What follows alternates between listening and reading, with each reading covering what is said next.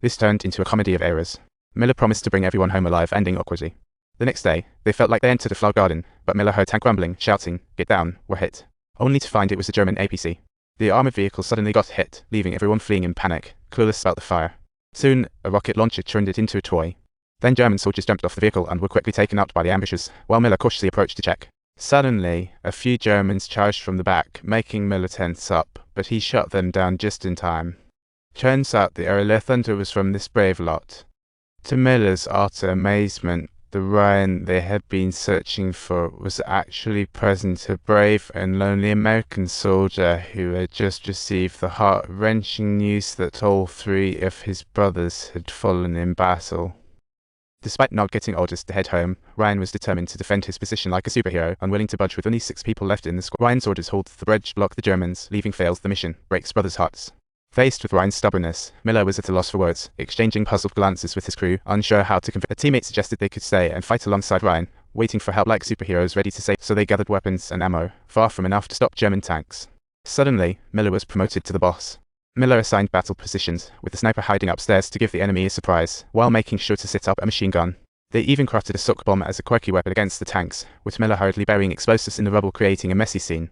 The cowardly yet kind-hearted one was tasked with delivering ammo. Once ready, they waited for the Germans, listening to music to ease stress. Miller started reminiscing with Ryan about old times. This was perhaps the most relaxed moment, but then they heard gunfire and Miller snapped back to reality. The sniper upstairs signaled, "Germans and tanks are coming," showing 2 armored vehicles and a lot of infantry. This was a tough spot, but they had no way out.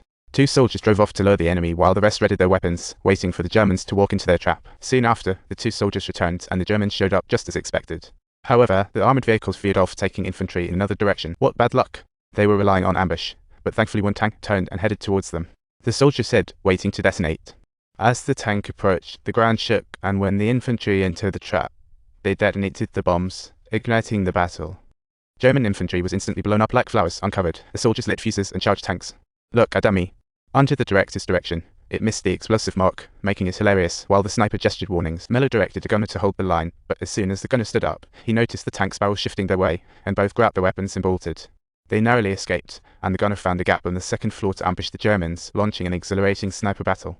The Germans charged with tanks, leaving no chance to sick bombs. What a wild goose chase! With a loud bang, the tank's tracks were blown off, but the German troops remained strong, ammo running out.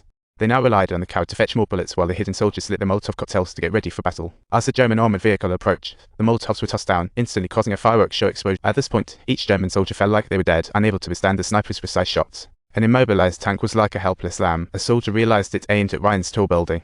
He dashed over to grab Ryan, but the next moment, a shell detonated and turned the building into rubble. Miller barely had time to react, and he shoved his gun into the tank's opening, firing wildly. Chaos escalated.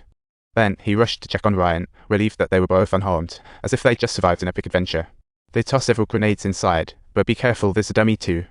That machine gun used twin timmerans, which was like ripping targets apart, and sure enough, it quickly targeted Miller. The injured American soldiers couldn't escape. The Germans overwhelmed them like a tidal wave, smooth and unstoppable. The gunner upstairs suppressed the Germans, bullets low. The sniper shot desperately, like a symphony. Taking advantage, the scattered Germans went down one by one, and the Americans grew more confident, making up for lost hope. Miller lost another squad member, but could only keep shooting until his gun was empty. It was just torture otherwise.